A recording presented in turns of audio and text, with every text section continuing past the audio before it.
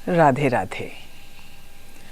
आप सभी को संकष्ट चतुर्थी, तिलकुटा चौथ, वक्रतुंडी चतुर्थी की बहुत बहुत शुभकामनाएं। भगवान गणेश सबका मंगल और सबका कल्याण करें।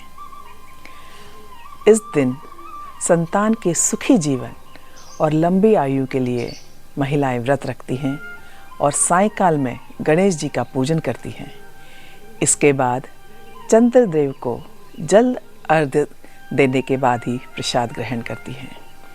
कहा जाता है कि ऐसा करने से गणपति बप्पा संतान के सारे कष्टों को दूर करते हैं। इस व्रत को करने से अच्छा स्वास्थ्य, बुद्धि, सुख समृद्धि की प्राप्ति होती है।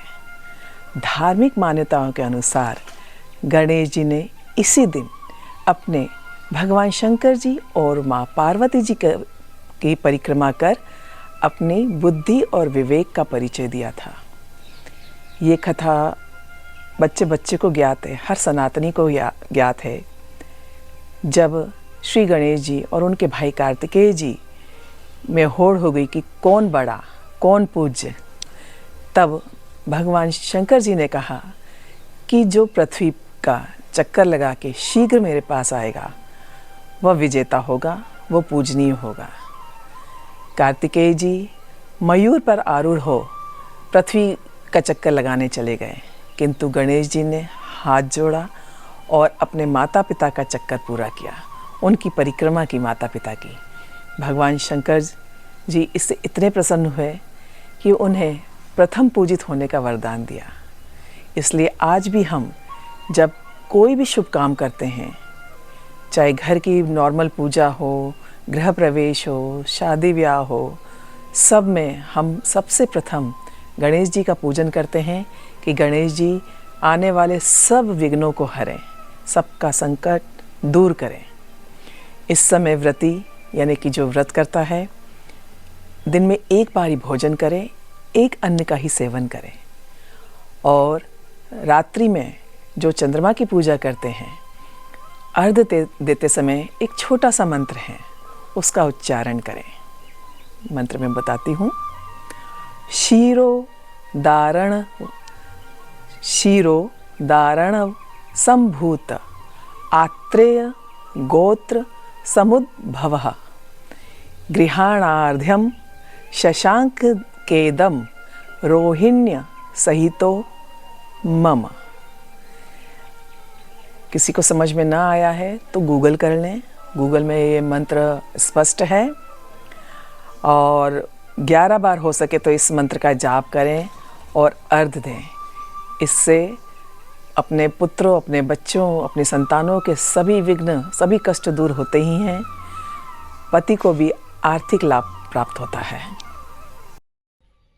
और एक चीज़ और, संकट चतुर्थी को तिलकुटा चतुर्थी भी कहते हैं। इसके दिन मतलब इस दिन गुड़ को तिल के साथ कूट कर लड्डू बनाइए, 10 लड्डू बनाइए। 5 अपनी पूजा में जब शाम को आप चंद्रमा को अर्घ्य देंगे, कथा होती है, उस समय भगवान को अर्पित करिए और बाकी के 5 लड्डू मंदिर में अर्पित करके आइए। इस तरह से तिलकुटा चतुर्थी मनाइए। आइए अब श्रीमद् भागवत में वर्णित मैं चंद्रदेव की कथा आपको सुनाती हूँ।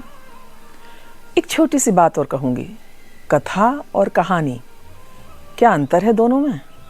बिल्कुल अंतर है। कहानी तो आपकी हमारी जीव जंतुओं की है, कथा भगवान और भक्त के चरित्र की है। वह कथा भगवान की और भक्त की जिसे सुनकर भगवत तत्व आपके और हमारे हृदय में विराजित हो जाए, उसे कथा कहते हैं। एक बार चंद्रदेव घूम रहे थे। प्रजापति दक्ष ने आमंत्रण किया था। प्रजापति दक्ष की 27 कन्याएं थीं, जिन्हें आज हम 27 नक्षत्रों से जानते हैं। 27 कन्याओं का हृदय चंद्रदेव पर आ गया। प्रजापति दक्ष की 27 कन्याएं चंद्रदेव के रूप, सौंदर्य, माधुर्य, शीतलता पर मोहित हो गईं। अपने पिता से बात कही, तब उनके पिता प्रजापति दक्ष ने चंद्रमा से अपनी 27 कन्याओं का विवाह कर दिया। किंतु चंद्रमा की प्यारी थी रोहिणी। उनको रोहिणी पत्नी से बहुत लगाव था। कुछ समय बीता, अन्य बहनों को जलन होने लगी कि ये तो सारा समय रोहिणी के साथ व्यतीत करते हैं। उन्होंने इसकी शिकायत अपने पिता से कही। पिता ने चंद्रदेव को बहुत समझाया कि भाई आपके लिए सभी पत्नियां बराबर हैं, सभी को समय दीजिए, सभी को साथ दीजिए, सभी को प्यार दीजिए। चंद्रदेव ने हाँ तो कर दी, परंतु जिसमें मन लिप्त रहता है, जिसको मन चाहता है, उससे दूर नहीं हो पाते। चंद्रदेव भी रोहिणी से दूर नहीं हो पाए। पुनः जब कन्याओं ने अपने पिता से शिकायत की तो पिता क्रोधित हो गए और चंद्रमा को क्षय होने का श्राप दे दिया, क्षय रोग दे दिया। क्षय मीन्स कुष्ठ रोग, दाग वाला, वो श्राप दे दिया। चंद्रमा ने माफ़ी मांगी, नहीं माफ़ किया गया। तब चंद्रदेव ने गुजरात में सोमनाथ मंदिर का निर्माण किया, वहाँ शिव जी की तपस्या की। सोम अर्थात चंद्र, उन्होंने शिव जी को नाथ, स्वामी के रूप में तपस्या की, इसलिए वहाँ उस मंदिर का नाम सोमनाथ पड़ा। वह मंदिर चंद्रदेव द्वारा बनाया गया है, वह आम मंदिर नहीं है। उसका स्थान सभी ज्योतिर्लिंगों में प्रथम है। जो चंद्रदेव का बनाया हुआ है, उन्होंने वहाँ प्रतिष्ठित किया शिवलिंग को और उन्होंने तपस्या की।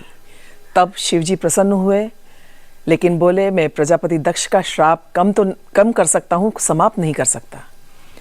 तब से फिर ये हुआ कि कृष्ण पक्ष में चंद्रमा का क्षय होता है और शुक्ल पक्ष में आते आते चंद्रमा फिर से अपने रूप, सौंदर्य और शीतलता को प्राप्त करता है।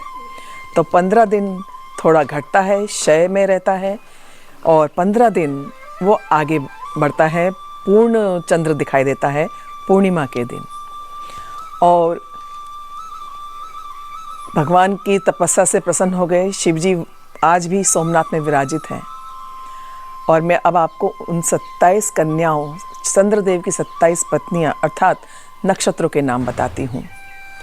अश्विनी, भरणी, कृतिका, रोहिणी, मृगशिरा, आद्रा, पुनर्वसु, पुष्य, अश्लेषा, मघा, पूर्वा फाल्गुनी, उत्तरा फाल्गुनी, हस्त्र, चित्रा, स्वाति, विशाखा, अनुराधा, ज्येष्ठा, मूला, पूर्वाषाढ़ा, उत्तराषाढ़ा, घनिष्ठा, शतभिषा, पूर्व भाद्रपद, उत्तर भाद्रपद, रेवती, और एक 8वां है 28 मतलब 27 नक्षत्र हो गए।